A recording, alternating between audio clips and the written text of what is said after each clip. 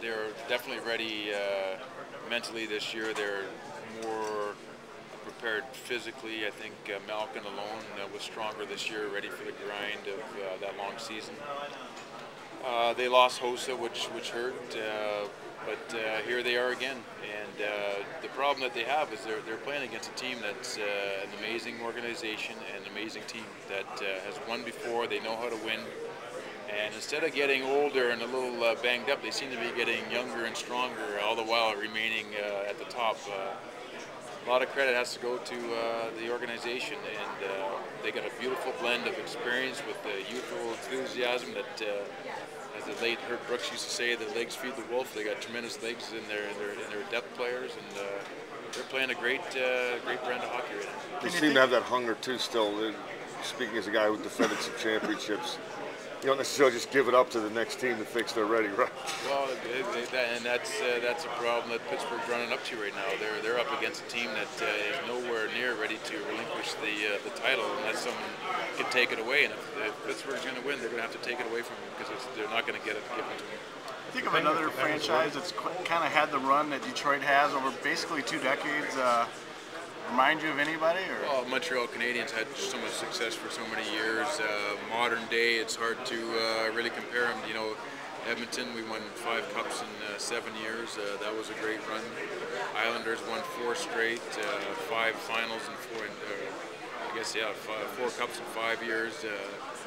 You know, if you really date back to when they won the first cup in '95, I believe. 97. 95 they went, 97 they won. Right.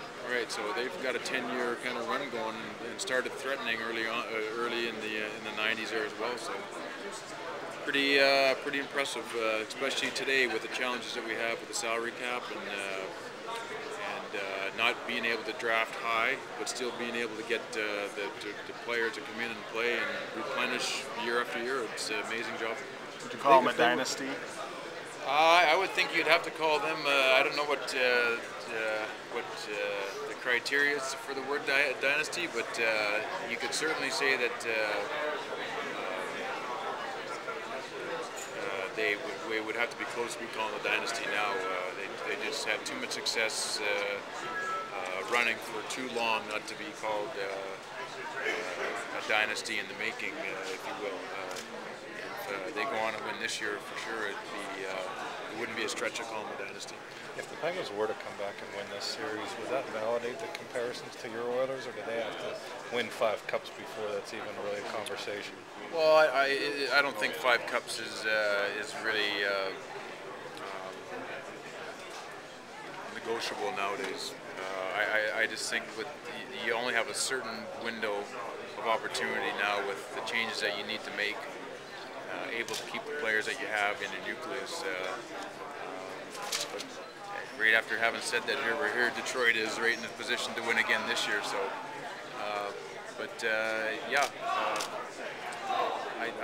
I really believe that winning a championship for any player, any team, it really kind of validates you as a step above the rest. And I know Pittsburgh's trying to do that, and I have no doubt that they will, whether it's this year or whenever. But there's no question with the amount of talent they have on their team, they are going to win a Stanley Cup. How much of that has been expansion to 30 teams, and how much of that has been the growth of the international game and the depth of talent and those teams being rather even?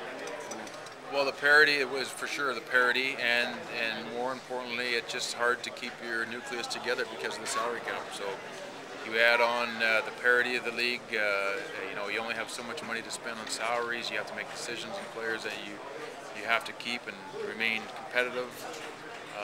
Unfortunately, you know, you look at a team like Ottawa, who really threatened there for a couple of years, but just couldn't quite get over the threshold. And sure enough, they pretty much had to dismantle that team because of the salary cap. So there was a team that opportunity came and went, and they couldn't quite take advantage of it. And that will be more the norm than not for teams once they put themselves in a position trying to remain there. That's why Detroit is such a tremendous story from an organizational standpoint. How much do you buy into the notion that a team can lift the spirits of a city when they're going through like kind of an economic crisis like Detroit is with GM? How much can a championship raise that up, or is that just kind of a fleeting moment after they were to win? Have you ever experienced that in your career or seen it in other cities? You know, I think this is the first time for all of us to see an economic recession of this magnitude.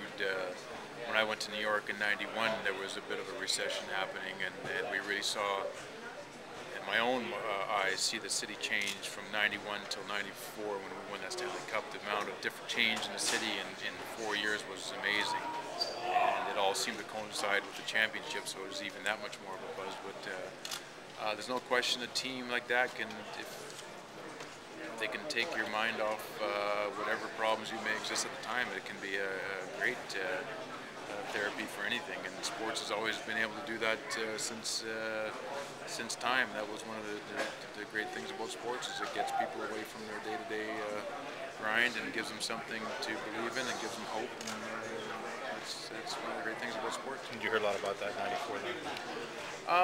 It was a little different there. I think the whole economic bus really started to go with the whole internet thing, and that's what really kind of started the role in the '90s there. So I don't think the Rangers winning the Stanley Cup provided the stimuli for the economy in '94, although some may feel differently. But yeah. We've noticed that your son is wearing Malkin's jersey. Are you one of his fans too? Love him. I think he's just one of the most exciting players I've seen come along in a long time. I love his skill level. I love the amount of ice he covers on the ice. I love when he forechecks. I just think he's a tremendous hockey player, and what a tandem with him and Crosby. Both play with so much power and finesse, and they really play well together, which is nice to see. I remember Gretzky and Lemieux. And sometimes star players don't really mesh; their styles don't mesh particularly well for reasons. But Gretzky and Lemieux were just like peanut butter and jam when they played. They just played so beautifully together, and Malkin and Crosby, same thing. When they play together, they can anticipate. They have a high skill level to really utilize each other's skill, and I just think they're both tremendous hockey players. Speaking of Russians, what are your opinion about KHL? I've heard many things. In fact, I was over in Switzerland for the World Championships, and the KHL is definitely the talk of what's going on over in Russia right now.